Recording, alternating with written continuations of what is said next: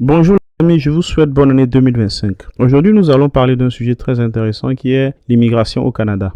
Pour tous ceux qui ont suivi l'actualité depuis l'année passée, 2024, il y a eu pas mal de restrictions que le gouvernement a commencé à mettre en place, que ce soit au niveau du fédéral ou du provincial, pour certaines provinces, notamment le Québec. Donc, on s'est retrouvé dans une situation où le Canada avait accueilli ou continue par accueillir plus d'immigrants qu'ils n'ont prévu pour les années à venir. Et ça fait qu'il y a eu pas mal de crises qui ont suivi, dont la fameuse crise de logement, où arrivé un moment, il est toujours difficile de trouver un logement actuellement dans les grandes villes, on va dire Montréal par exemple, pour le cas que je connais.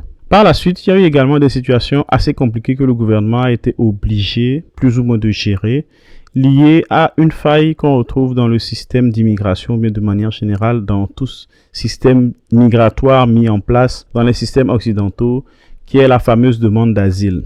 Donc, pour certains immigrants qui avaient compris le système, l'idée c'était quoi? C'était de demander un visa visiteur et par la suite de venir, une fois sur le territoire, faire une demande d'asile. Ensuite, il y a également les immigrants qui viennent des États-Unis ou bien d'autres pays qui traversent l'Amérique latine généralement et qui se retrouvent à passer par le fameux chemin Roxane qui est la frontière entre les États-Unis et puis le Canada et qui se situe exactement au Québec.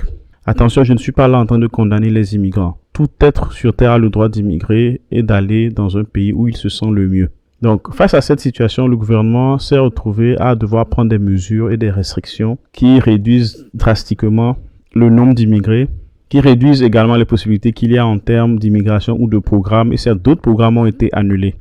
Je suis pas un expert en immigration, donc je ne vais pas vraiment m'étendre sur tous ces programmes-là. Mais je vais plutôt venir sur ce que vous devez faire. En tant que développeur, on cherche forcément de nouvelles opportunités. Et l'un des endroits où vous pouvez trouver plus d'opportunités en termes de travail, c'est l'Amérique du Nord, avec les États-Unis notamment et puis le Canada également. Ce que je peux vous dire si vous voulez immigrer, c'est que continuez par immigrer, mais surtout évitez certains types de situations ou certains types de programmes qui pourraient vous mettre dans des situations compliquées. Tout ce que je peux recommander dans un premier temps, c'est de partir sur l'entrée express. Je reviendrai sur ça par la suite. Donc, comme j'expliquais, ce qui se passe, c'est que vous avez plusieurs provinces au Canada. Et l'une des erreurs que nous, les francophones, nous faisons, c'est qu'on a tout le temps tendance à vouloir venir au Québec où on parle français. C'est une bonne chose. Vous avez votre langue, vous avez votre communauté ici. C'est beaucoup plus simple et certains même ont des membres de famille. Mais attention, ne vous limitez pas. C'est une très grosse erreur car pour ceux qui ne savent pas, vous avez plus d'opportunités dans les autres provinces anglophones, notamment l'Ontario et la Colombie-Britannique, où on a des grandes villes telles que Toronto ou Vancouver, où tu as de très grandes entreprises et beaucoup de startups qui recrutent énormément.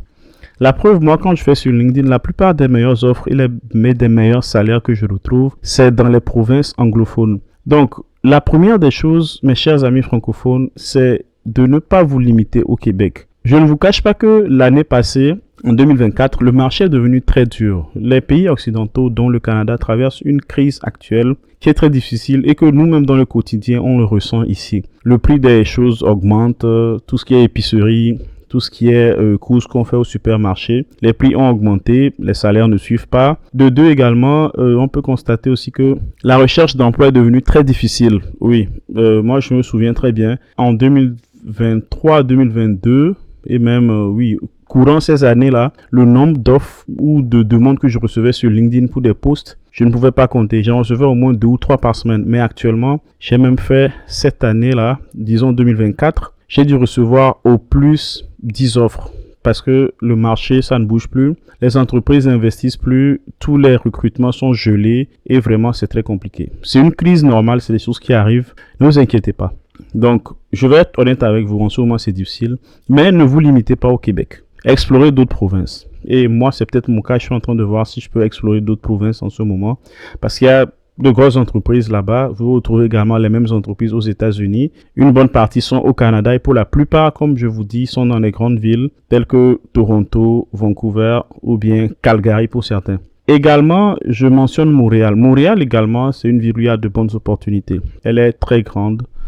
Elle est la plus connue et je crois, si je ne me trompe pas, elle doit être parmi le top 5 des villes les plus grandes en Amérique du Nord. Et située au Québec, c'est la ville où vous avez le plus d'opportunités avec ces mêmes entreprises américaines installées également. Mais attention, comme je dis, ne vous limitez pas. Si vous voulez immigrer au Québec, Mettez toutes les chances de votre côté en tant que développeur et préférez immigrer notamment à Montréal. C'est vrai que c'est contre-intuitif par rapport à ce qui se passe, mais les meilleures opportunités se trouvent là-bas.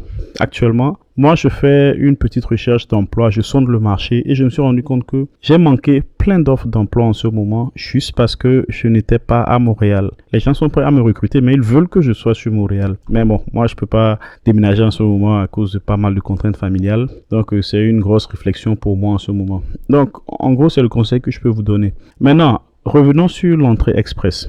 L'entrée express, c'est quoi? C'est un programme mis en place par le Canada qui vous permet d'immigrer en tant que résident permanent. Dans une de mes vidéos que j'avais faites précédemment, j'ai expliqué les différents statuts qu'on a en tant qu'immigré au Canada. Je vais les rappeler. Vous avez d'abord le statut de citoyen. Vous êtes né ici ou bien vous avez été naturalisé. Ensuite, le statut en dessous, c'est le statut de résident permanent. Un résident permanent, il a tous les droits d'un citoyen, sauf le droit de vote. Et ensuite, vous avez les statuts de temporaire, étudiant, et puis tout ce qui va avec. Pourquoi je conseille d'immigrer en tant que résident permanent? Quand vous immigrez en tant que résident permanent, vous évitez un tas de problèmes et vous êtes juste à quelques 2 ou 3 années d'obtenir votre citoyenneté.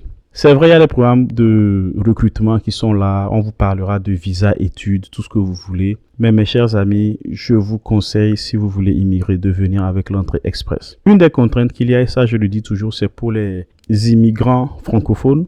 C'est parce que l'entrée express ne s'applique uniquement que pour les provinces anglophones. Mais de grâce, mes chers amis, ouvrez vos horizons en acceptant d'aller dans les provinces anglophones. Il y a des opportunités. Apprendre une langue, c'est pas un problème. Et l'anglais, heureusement, c'est une langue pas très difficile en soi. Vous pouvez apprendre facilement l'anglais en quelques temps. La question que je me pose toujours, c'est, mais imagine que je vis dans un pays francophone et que j'obtienne le visa pour aller aux États-Unis. Est-ce que j'allais me poser la même question? Mais non, je vais pas me poser la même question. Parce que de toute façon, je sais que quand j'arrive aux États-Unis, c'est pour me chercher, comme on le dit nous dans notre jargon. C'est pour agrandir mes chances et je serai obligé de parler anglais. Mais pourquoi ne pas vouloir faire la même chose au Canada, sachant que j'ai plus d'opportunités dans les provinces anglophones? Donc, en gros, c'est ce que je vais vous dire. Mon but n'est pas de vous décourager. Dans mes précédentes vidéos concernant l'immigration et surtout pour le cas des gens qui sont dans l'IT ou des développeurs, j'ai souvent dit, immigrer, ne vous limitez pas. Privilégiez la partie anglophone si vous voulez agrandir vos opportunités. Maintenant, une des contraintes également qu'il peut avoir, c'est concernant l'expérience. Actuellement, le marché est très saturé et depuis bientôt 3 ou 4 ans, les entreprises ne recrutent que des niveaux seniors. Mais attention, vous avez toujours vos chances, même en étant junior ou intermédiaire même, c'est de pouvoir maximiser sur les formations et les certifications que vous faites. C'est vraiment ça. Si vous avez la possibilité, certifiez-vous dans le cloud, mettez-vous à jour et surtout en ce moment, le domaine qui marche le plus, c'est l'intelligence artificielle. Positionnez-vous dès maintenant et si possible, faites des certifications dans ce domaine. Une certification vous permet d'attester que vous avez parcouru un certain nombre de formations, que vous avez passé du temps sur la technologie. Même si vous n'avez pas l'expérience quand même, on vous fait un peu confiance parce qu'on dit que vous avez eu le temps de creuser dans cette technologie, comme on le dit. Donc, ne négligez pas ces certifications. Et quoique c'est un autre débat, je vais en parler dans une autre vidéo sur les certifications, je vous donnerai mon point de vue. Mais dans le contexte actuel d'immigration, pour vous donner le plus de chances possible, vous devez faire vos certifications. Pour les gens expérimentés, c'est toujours bon aussi d'avoir une certification, mais vous avez plus de chances en ayant plus d'expérience. Généralement, je pense que pour les sessions de recrutement, ils ont tendance à privilégier entre 5 ans et plus. Et 5 ans plus, quand je dis ça, c'est jusqu'à 10 ans d'expérience. Là, ils préfèrent ça parce que avec ce qui se passe dans le marché actuellement, les gens n'ont vraiment pas le temps d'investir dans la formation. Ils préfèrent des développeurs ou bien des gens qui sont dans l'IT, qui sont déjà prêts et à être utilisés immédiatement sur le marché. Donc, sur ce qu'il faut retenir de cette vidéo, c'est que en tant que développeur, continuez toujours par immigrer. Vous avez d'autres provinces qui sont toujours là, qui sont prêtes à accueillir du monde, comme j'apprenais récemment, et l'Alberta ou le Manitoba qui disaient qu'ils voulaient accueillir plus de personnes. Et puis, il n'y a aucun problème dessus. Vous avez d'autres provinces comme le Nouveau-Brunswick qui recrutent beaucoup. Vous avez également l'Ontario, comme je dis, peut-être un peu saturé aussi, mais de bonnes opportunités là-bas. Vous avez la Colombie-Britannique, vous avez le Saskatchewan, le Manitoba et puis tout ça. Donc, ne vous limitez pas et puis mettez toutes les chances de votre côté. Faites l'entrée express. C'est le programme qui convient le mieux à tout le monde. Je vous dirai bonne journée et surtout je laisserai tous les liens en description. Portez-vous bien et puis happy coding.